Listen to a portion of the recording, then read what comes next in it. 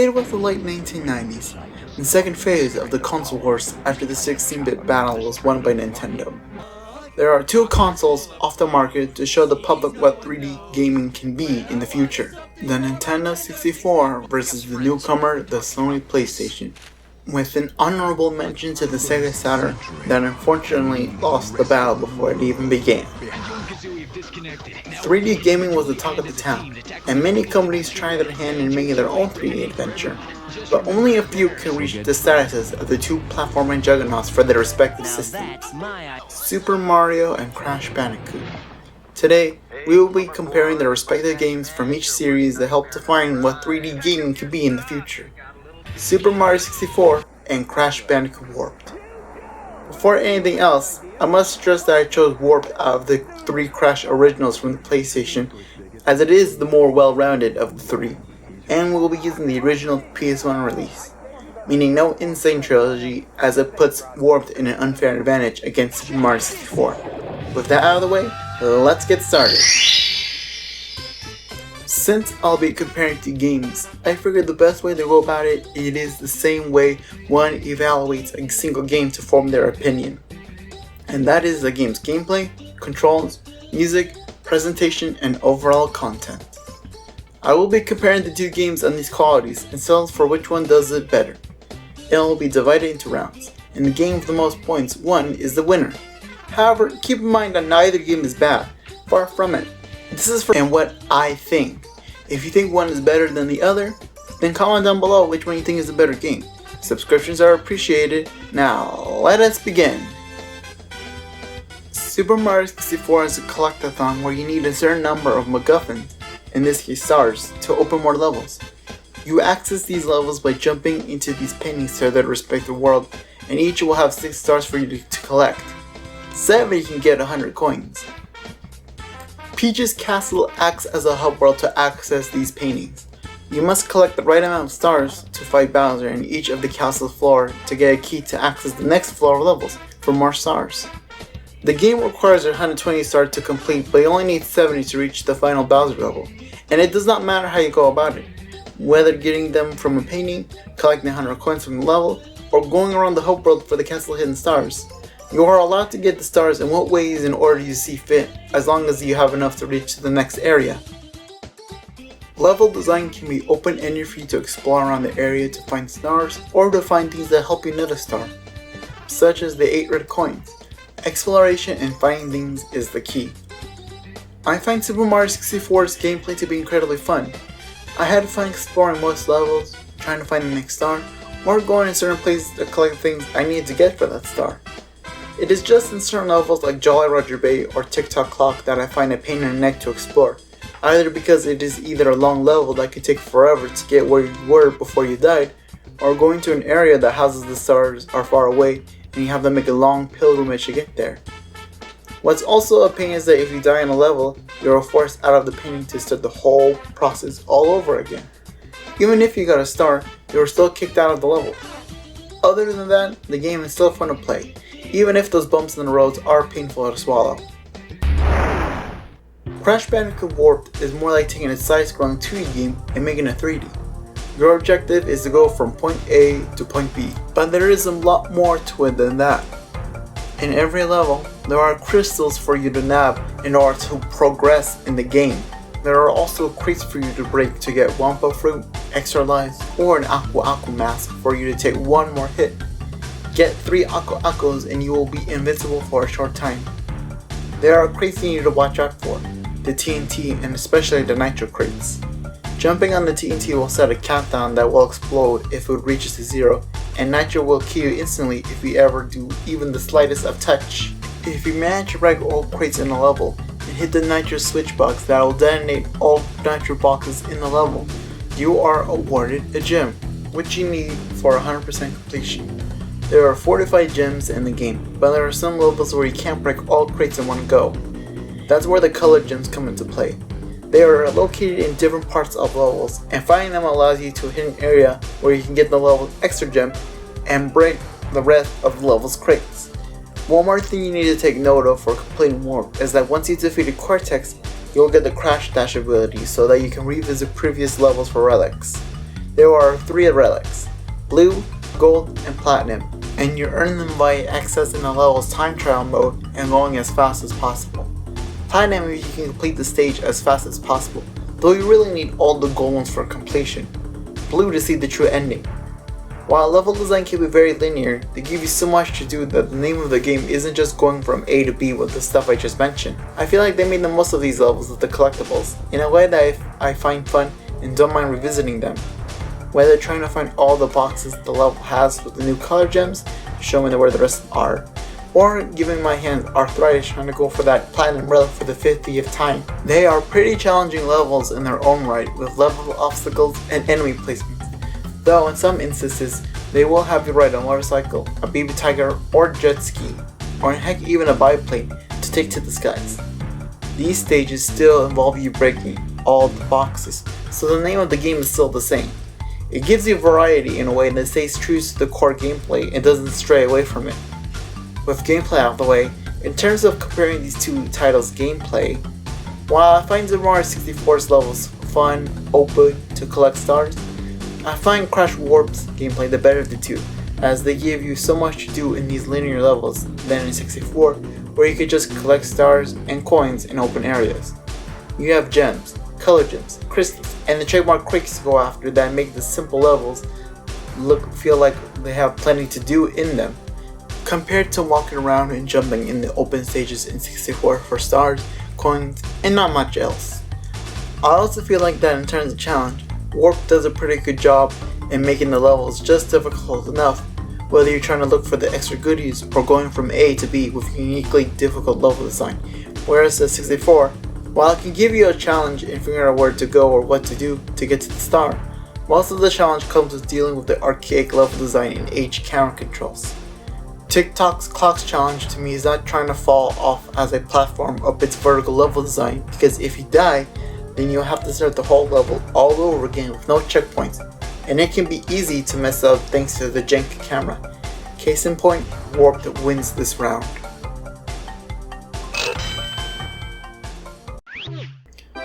Super Mario 64 has good controls that are easy to understand. You move with the analog stick, jump with A, punch with B, and crouch with the R button. Although the punch is utterly useless, as the game barely makes you use it for opening a path once or twice. Sure, that sounds basic, but there is so much you can do to traverse these levels. Pressing A after a jump will let you jump higher. If you run while timing your jump right, you will do an even higher jump by pressing A 3 times. Pressing B while jumping lets Mario throw himself. You can also crouch with R and press A to do a high backflip. Snapping back the analog stick and pressing A will let you do a somersault. Pressing R while in the air will cause Mario to ground pound. Pressing R while running and immediately pressing A will let Mario do a long jump that catapults him for speed. Finally, jumping on the wall and pressing A will let you jump out of walls for extra goodies, although it can be a bit finicky at points if you do not time it correctly. While you may have a small amount of buttons to work with, they made the most out of this control scheme to aid you in exploring the levels that feel natural and organic. And if you really know what you're doing, you can use these moves to your advantage and really use some sick shortcuts to get some stars more quickly. As for those camera controls, you control with using the C directional buttons. You can also toggle between the latitude cameraman perspective, who always follows behind you, or Mario's perspective, though I never use it since I prefer the latitude camera, and Mario's perspective is just finicky to use.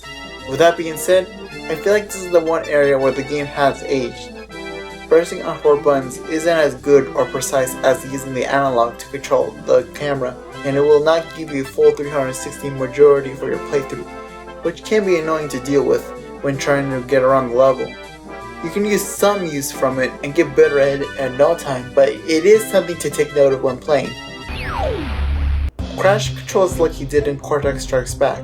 You use the analog or directional pad to move them around, X to jump, square to spin as a form of attack, and crouch with circle.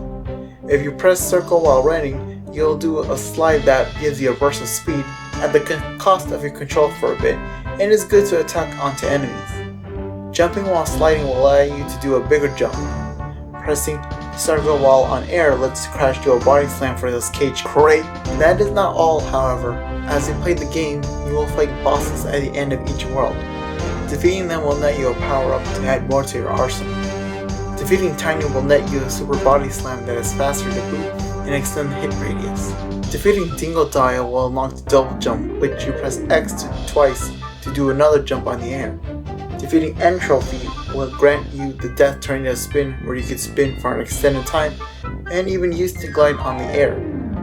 Defeating Engine will get you the Fruit Bazooka, which you can pull out with L2 and aim at enemies, Nitro Crates, and TNT at a distance.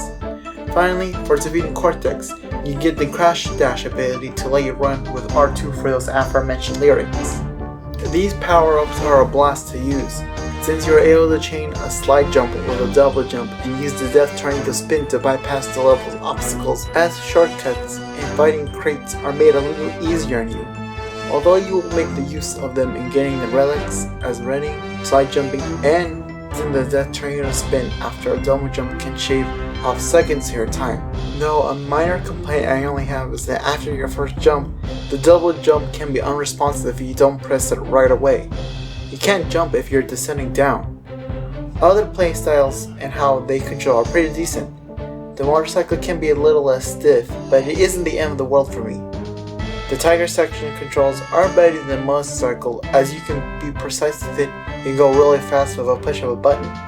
The water jet is my favorite in terms of the control, as it stops at a moment's notice and you have a good handle on it.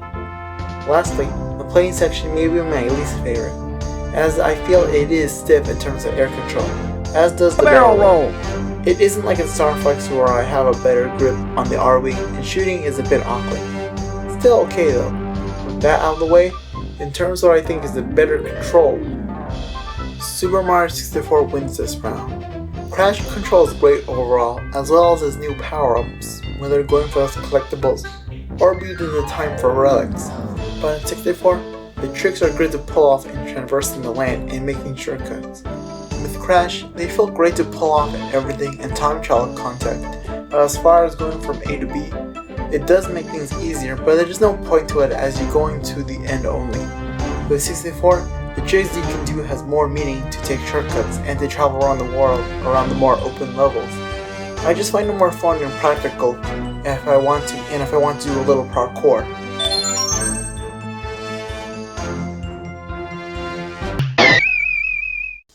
Nothing makes a video game great to play other than the gameplay than the music that accompanies it as you jump place to place, and both of these games are no slouch in this department. Super Mario 64's soundtrack is great and iconic in the series. Levels can be very upbeat with tracks like Bomb Out Battlefield,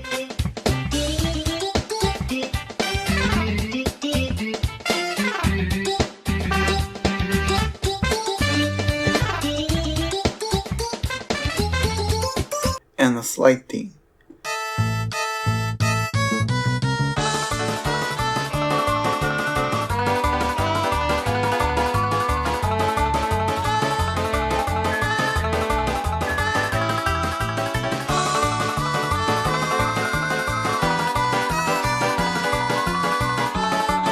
You can get atmospheric with Dire Dire Docks,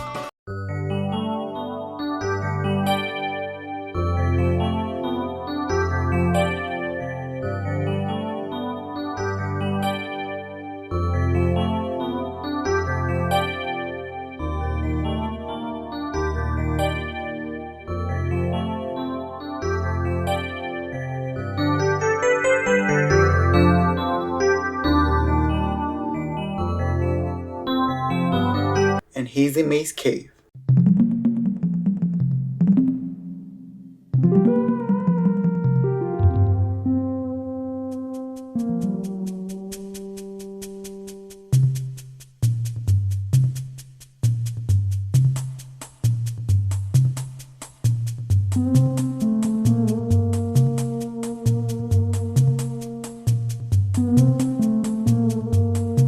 The OST can also be very epic with Bowser's theme and his level theme.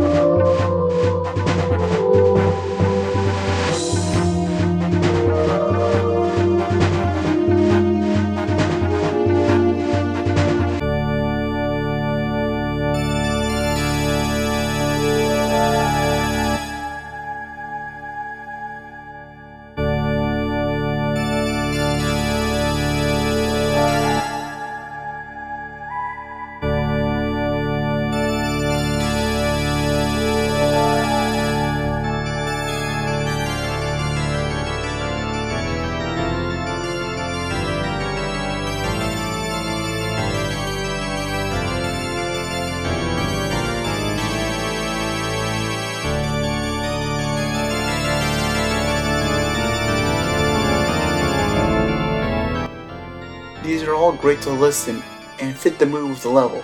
However, tracks do tend to repeat in some levels. Example with Bomb Battlefield, having the same song as Thwomp's Fortress. Overall, pretty good for a launch title on a Nintendo 64. Warp also has more of a kicking soundtrack.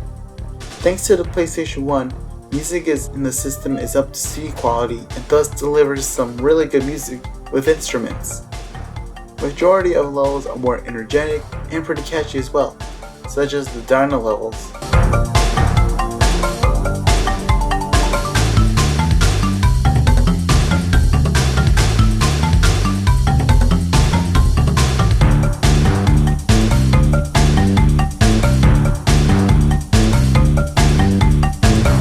Or the water jet ski levels with Coco.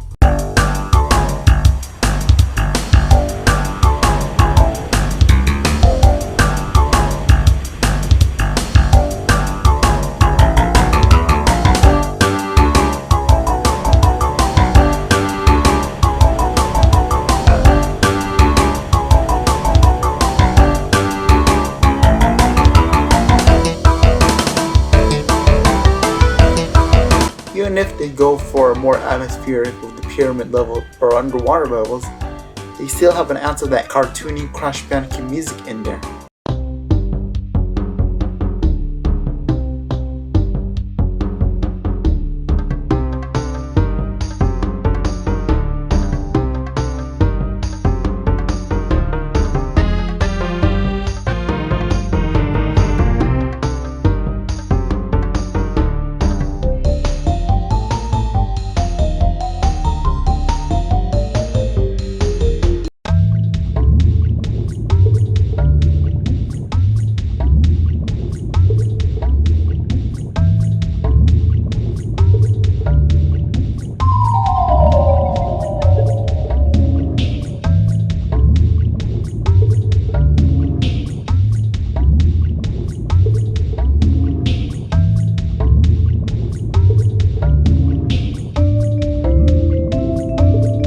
And of course, Time Twister.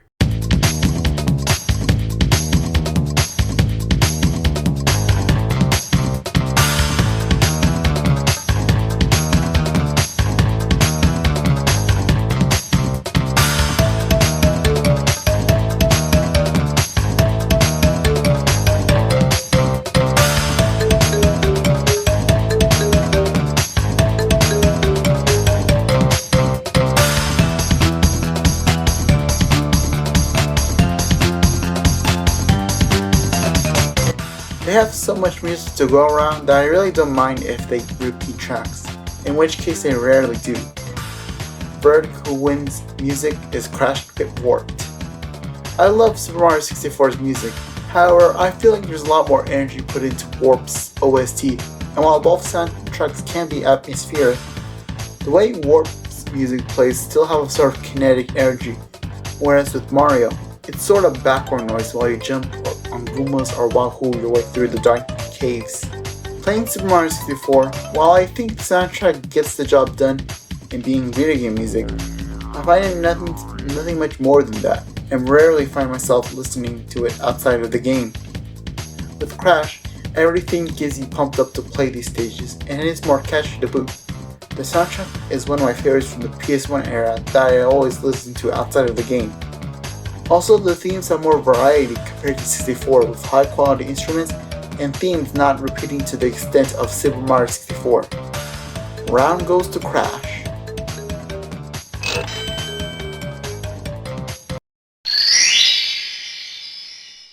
Before I go on, I must clarify some things. This category focuses on graphics, but also focuses on certain things, such as character interactions and memorable moments. While they may seem minimal, it goes a long way to bring a sort of immersion to the worlds you'll be playing. That out of the way, Super Mario 64 is a good looking game overall. Levels such as Bomb Out Battlefield are bright, colorful, and models are nice looking. However, some levels like Hazy Maze to me is too dank for what I expect from a Mario game. They can be creepy to navigate around with so much blank, black, unclear, and realistic textures. Still, for a launch title on a system that set the boundaries for 3D games, The game is great. As for things like character interactions and cast, Mario struggles. You mainly talk to Toads and the characters from each world, with dialogue that is rather forgettable, to the point that I may hold the speedrunning record for pressing A to make the dialogue box go away to continue playing as fast as possible. Mario speaks, but mainly for the wahoos and yeehaws he spouts every time he jumps. For Warped, I feel like it is one of the best looking PlayStation 1 games ever. Characters are not only great in terms of design, but also very expressive to convey emotion, with characters like Aku Aku and Cortex being very expressive with their eyes to show what they're feeling, especially in those pre-banter boss scenes. Levels on the other hand not only look gorgeous, lush, and organic, but creative as well, thanks to the time travel element being the focus of the game for world theming. Interaction in Crash the Bandicoot Warped is no slouch either. You have boss characters spouting quips and banter to you midway through the worlds, and just before you fight them, to hand over the crystals or face their wrath. Then you have Uka Uka and Dr. Neo Cortex trying to intimidate you throughout the game, showing no mercy but wanting the gems and crystals to themselves. It really shows that they mean business, especially in Cortex's case, who he's trying to get the crystals for himself for 3 games already, and set the stakes up for your eventual encounter with them alongside with Uka. Winner of this category goes to Crash by a landslide. Super Mario 64 still looks good, but in comparison, Warped has better looking graphics, level aesthetics, expressive models, organic and creative worlds, and have great character interactions. It feels more alive and polished than 64.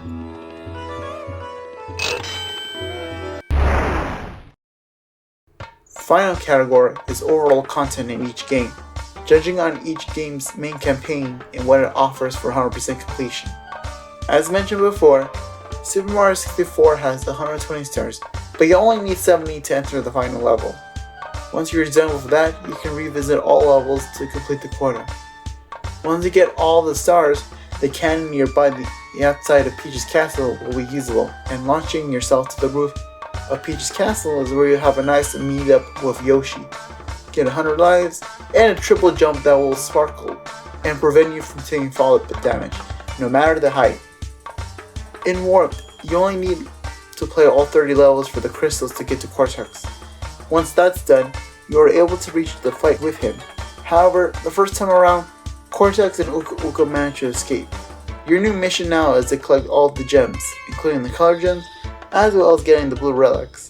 Once you return to the hub world, a platform will appear in the center that will lead you to 5 levels, 2 of which are hidden areas to previous levels, but the other 3 are entirely new levels. To unlock them, you must get the right amount of relics to access them. This will allow you to get more gems to collect, and getting all of them will cause the best ending to happen the next time you find them. Even after that, you can still go to each level and beat your record to try to get a platinum relic, if you're bold enough to do that, that is. All in all, the winner is Warped. While beating Super Mario 64 with 70 stars and going for 120 is fun, that's all you ever get to do once you beat the final boss. More of the same, which is going for one thing, stars. Seeing Yoshi is cool and all, but once you talk to him, he jumps off, never to be seen again. Collecting all the stars for that, more lives, and a sparkly triple jump is not worth it to me. Whereas with Warped, you have a lot of things to do even if you beat Cortex. Breaking all the cages for all the gems, looking for the color gems, and beating your time relics that will give you a better ending to make you feel satisfied. Needless to say, there is a lot more going on here than in 64.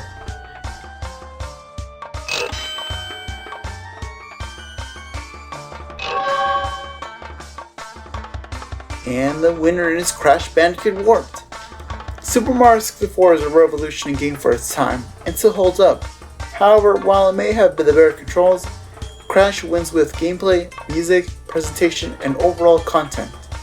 Out of these 2 games, Warped aged like fine wine, whereas with 64, while still fun and definitely playable, has aged in certain areas, such as the camera controls and level design. And that isn't even going on about Warped's superior expressive graphics, high quality catchy music, and great level design. But at the end of the day, nothing can ever change my thoughts that I still love these games to death, and how they establish what 3D games could be. A revolution for the time, and still great platformers today. Anyway, that wraps up this video. Subscribe for more videos. Thank you all for watching.